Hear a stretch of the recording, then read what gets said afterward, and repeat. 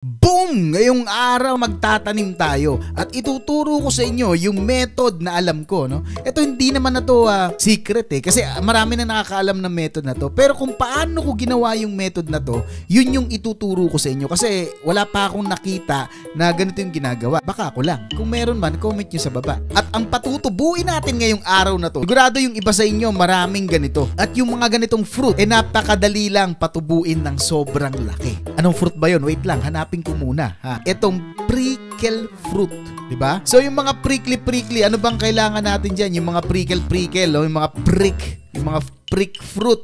Ano ba ang kailangan natin na pet para diyan? Siyempre walang iba kundi ang blood hedgehog. Ayan blood hedgehog ha.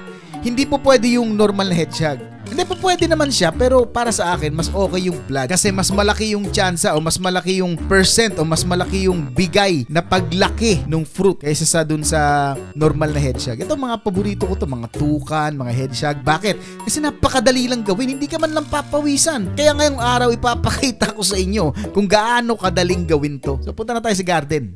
Siya nga pala guys, flex ko lang sa inyo. Ito, pa-flex ko sa inyo. Yung pancake stock, ayan. Nakakuha na ako ng pancake stock, 4 lang, no? Kahit pa paano nakakuha tayo. Ayusin natin. Ayoko ng pangit tingnan yung pancake stock Kailangan magandang pagkadikit-dikit niyan. Diba? So, first thing you need to do, English! Pinakauna mong dapat gawin. Siyempre, itanim muna natin to. Diba? Itong prickly fruit. Prickly ba? Prickle fruit ata.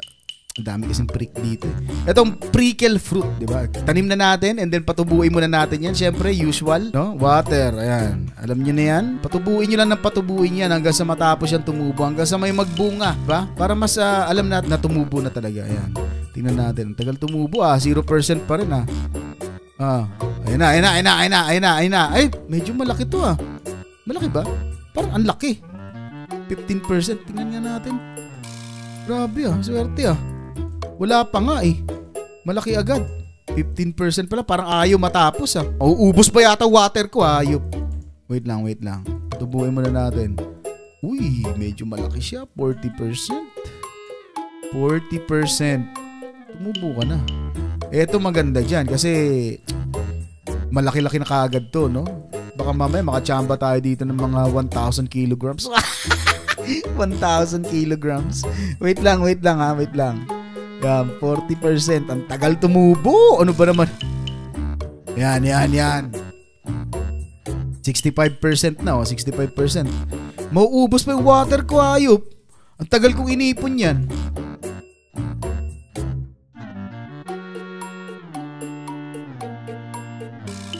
Ayan, 100% na. Yan, diba? 100% na yan, So ngayon, i-trowel na muna natin yan. And then, ang gagawin nyo, kung meron kayong Eco Frog, kung meron kayong Triceratops, parehas lang yun, no? Gumagana yun parehas. Ang susundin nyo lang yung sasabihin ko, di ba? O ngayon, labas muna natin yung Eco Frog gagamitin ko, no? Eco Frog, yan. Eco Frog. Ayan, laki ng Eco Frog natin, no? Tapos, tutrowel muna natin to, syempre.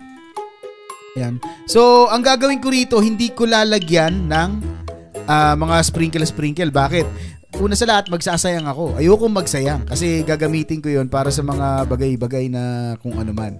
Ngayon, ang kailangan nyo lang gawin, no, kung meron kayong Triceratops or Eco Frog, is mag-antay ng 20 seconds. No, pag nag-20 seconds na yung Eco Frog nyo, doon nyo palang ilalapag yung blood hedgehog. Ang tanong bakit? Dahil, no, habang nagaano yung minuto, dahil pag nilapag natin yung blood hedgehog, sa unang mga lapag natin, hindi yan umaalis. Kumbaga, hindi yan lumalayo. So, ibig sabihin, nagkukumpulan yan sila kahit walang pancake stock. So, kung may pancake stock kayo or wala, okay lang yun. Kasi sa unang lapag, makikita nyo. Pag ginawa ko, makikita nyo yan. So, pagka nilapag natin sila at nagdikit-dikit sila, mas malaki yung tsansa na mas malaki yung tumubo na prutas na gagawin nyo. Okay? Okay? Wait lang. Wait, Chi.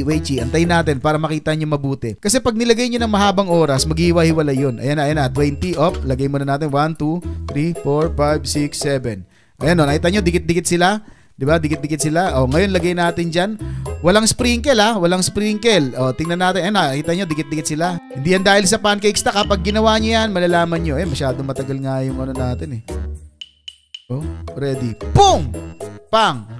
Pang. Kita nyo? Kita nyo? Kita nyo? Kita nyo ba yan? Ha?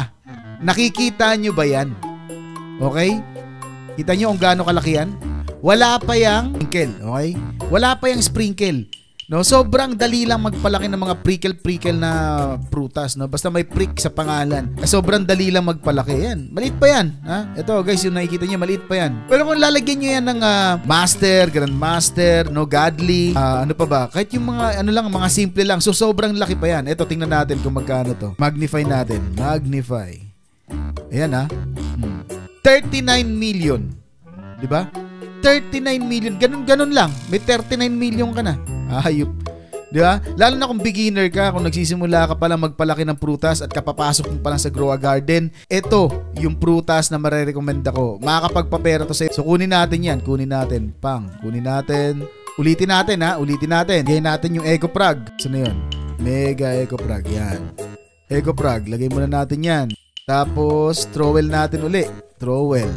Yan. Ngayon, ulitin ko, ang kailangan nyo lang gawin, antayin nyo na mag 20 seconds. O pwede ring 15 seconds para mas madikit na dikit. Para pagkalapag nyo, putok agad, no? Mga ilang segundo lang puputok ka agad. So ayan, antayin natin 15 seconds or 20 seconds. Basta may blood hedgehog kayo. Okay? Blood hedgehog. Kung wala man kayong blood hedgehog, sige, pwede na yung hedgehog lang. Pero mas maganda talaga yung blood kasi mas malaki yung bigay na yung laki ng prutas. So ayan, nakikita nyo dito yung minutes. Aantayin lang natin yan mag 20 seconds. So yung kanina nagawa natin 39 million, no? Malaki na yun, 39 million. Yung Tranquil Bloom ko walang kwente, hindi nga umabot ng 39 yun eh. Ang pinakamalaki ko lang ata nagawa 27, no? So ito umabot to ng 39 kasi mabigat talaga kasi nga siya bulky. So antayin lang natin, 40 seconds, antayin lang natin. 15 seconds, gawin naman natin yung 15 seconds kung gaano kabilis, okay? Para mas makita nyo na hindi ako nagbibiro. Kasi mas maganda siguro, alisin natin tong pancake stock para maniwala kayo na hindi nyo kailangan ng pancake stock. Yan, at least wala nang pancake stock. Baka sabihin nyo, hindi kasi may pancake stock eh. O sige, antayin natin uli. 15 seconds para mas mabilis. Ito may cake pa, no? Alisin natin yung cake. Inalis ko na rin yung lagyanan sa gilid. Ito, alisin na rin natin to para mas makita nyo. Baka sabihin nyo kasi merong may nakalagay kasi sa gitna eh. Ito na pala, 10 seconds na lang. Tingnan natin. Yan, tingnan natin. Papuputukin natin yan. Yan, dikit-dikit to, di ba?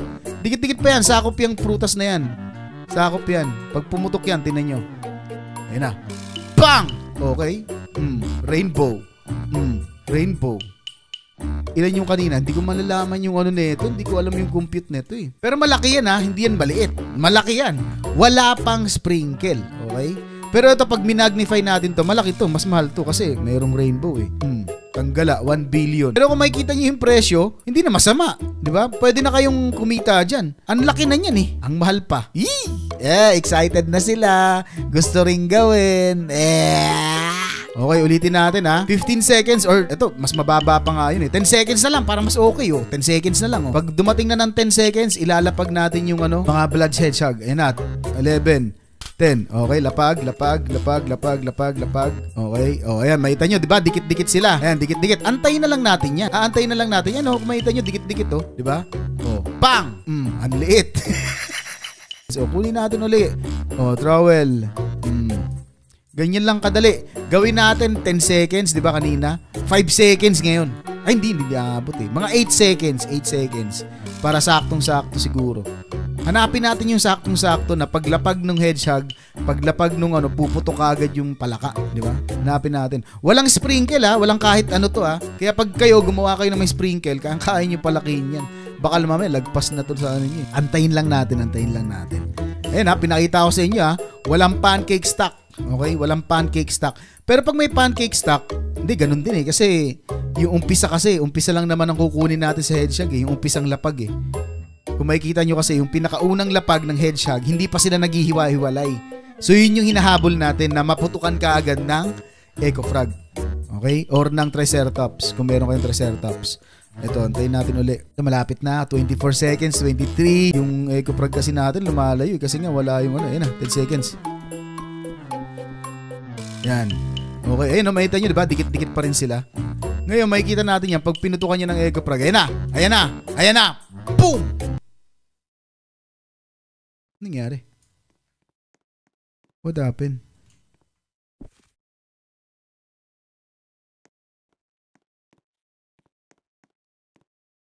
Can't move this?